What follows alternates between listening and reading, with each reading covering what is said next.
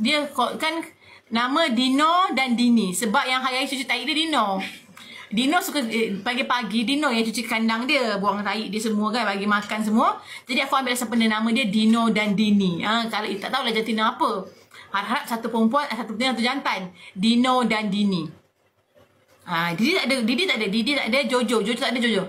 Jojo tak apa, Jojo kita anggap tak wujud, kita letak Dino dan Dini. Gitu Dino Dini. Yang penting kambing aku dah beranak. Ya, Dino Dini. Yang hitam Dino. Yang hitam Dino, yang perempuan putih tu Dini. 2 ekor guys dia beranak. Tapi betul-betul borok dia besar. Kambing ni mengandung dah 5 bulan rasanya. Kambing mengandung 5 bulan. Sepasang korang, sepasang. Dan jangan Jojo nanti perangai sama. Ya Allah, Jojo tu dah anggaplah korang. Jojo tu anggaplah. Kan aku dah cakap. Jojo tu anggaplah dia tidak wujud.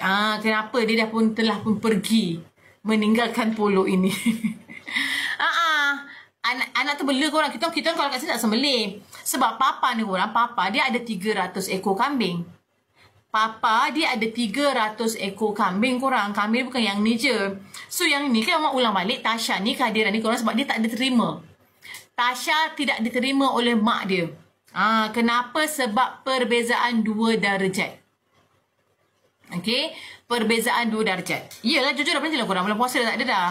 Okey, gitu, faham?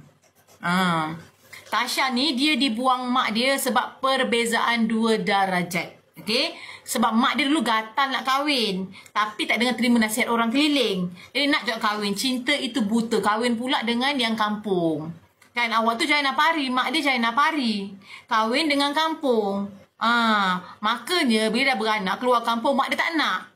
Tak terima keluarga. Sebab tak ikut muka mak dia.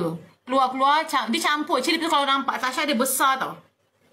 Dia besar daripada kambing lain sebab dia campuran. Dia Jaina Pari dengan kampung.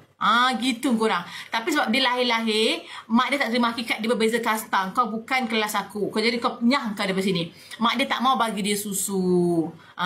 Mak dia tak mau bagi dia susu. Beranak-beranak, mak dia kuis-kuis, tendangkan dia ke tepi. Faham? Tasha ni kan mama tanya korang, macam mana mama tahu dia terbuang. Aku tahulah dah dia duduk kambing aku. Tasha seorang je korang. Dia ibarat macam mana? Betul, ibarat kalau Melayu kahwin dengan apa? Arab kahwin dengan Jawa. Macam tu korang. Gitu.